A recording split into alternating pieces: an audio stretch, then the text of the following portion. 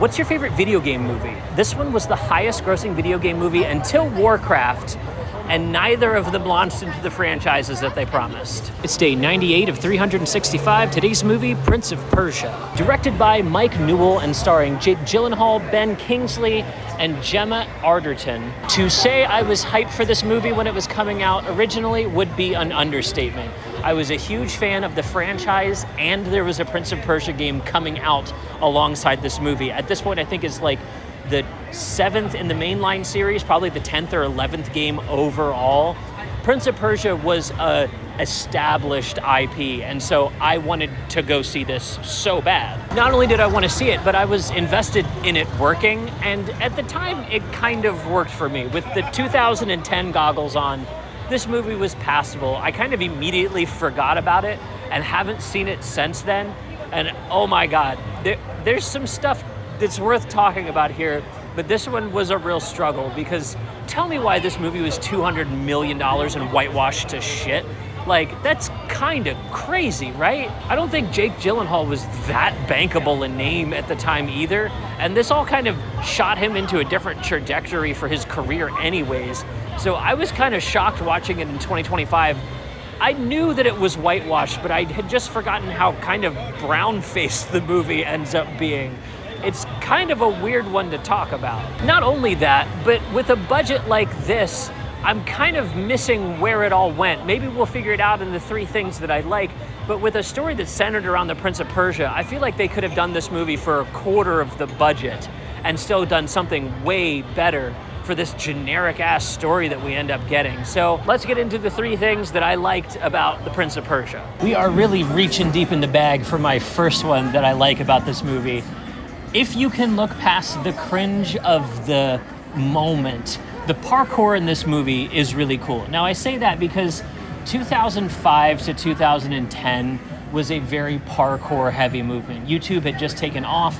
The people that were using YouTube were often athletes, and this was just kind of a new fad. It was so much of a fad that The Office even had a gag around parkour as one of their cold opens during this era. And so I understand there's a little cringe around it. It did finally cement itself as a street sport alongside skateboarding and the lesser knowns of that kind of era. So if we're willing to see it through those eyes, the parkour in this movie does work. It's part of the game. It is an aspect of like being able to amble around through these kind of environments that's very cool and like representative of what the game is about. And as far as making a video game movie, you want to bring the game aspects into the movie if you want it to be a real representation. Jake Gyllenhaal's probably not doing many of these stunts, which is why the great big long wig, but that's okay as long as someone was doing them practically. And for the most part, in a Bruckheimer production, you're doing a lot of practical stuff. So I'll give him the notes for that. That's a really cool aspect about this movie. I had kind of forgotten it, and it was almost a nostalgia trip to remember how big parkour was at the time, and that there was an entire $200 million blockbuster centered around that idea in a video game. But credit where credit's due. They didn't cut it. They didn't leave it on the cutting room floor. They made it integral to the movie. That's props to them. Now, this is how you know I'm digging deep in the bag. The second thing that I like about this movie is where I think the budget went.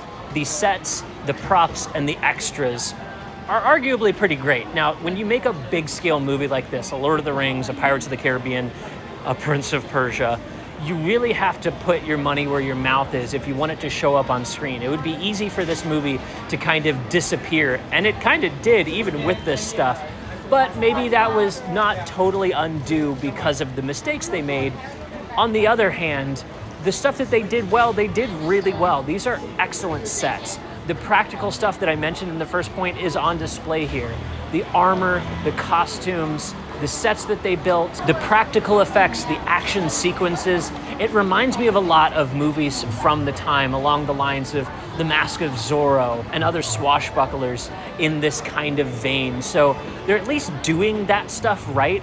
I also was kind of taken aback at some of the more old school filmmaking that's going on here. Think the 10 Commandments, if you're into really old movies. Now, if they would have played that up more, if they would have really leaned in to the scale of all this, instead of making those shots a couple seconds long whenever they'd show a courtyard or some of the scale, this movie may have stuck around longer. It might have felt more epic for what they were trying to do. But because it's edited to hell and not given that kind of breathing room, unfortunately, it becomes a little forgettable. I might sound like I'm mushing things up here, but it's hard to talk about a movie that I gave only 1.5 stars on Letterboxd. That is all that it ends up getting. And I don't normally talk about the reviews that I give on Letterboxd. If you want to go over there and check that out, I am logging every single one of these movies. But I think it was worth mentioning because as much as this sounds like a gripe or complaint, I do really enjoy the scale that they brought to this production through its gigantic budget and putting that into sets, props, extras, all the stuff to make it feel huge. Okay, we made it. The third and final thing that I like about this movie is that it gave Jake Gyllenhaal a new direction in the movies he was willing to accept. From this point on, you can see a big shift in the movies that he says yes to. A lot of his best stuff comes out after 2010. Listen, I'm a Donnie Darko apologist. I fucking love that movie, but I think it's in the back half of some of his better stuff and a lot of his more recent stuff. Things like Enemy, things like Southpaw, things like Nightcrawler.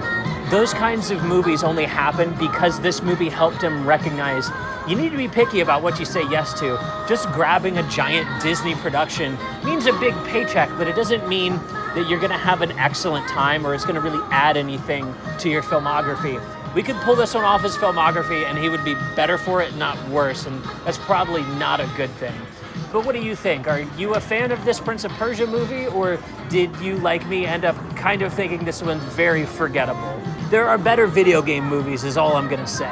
Unfortunately, if you feel the same way as me, the bad movie train continues because our next movie is Avatar: The Last Airbender, and unfortunately, I'll see you tomorrow.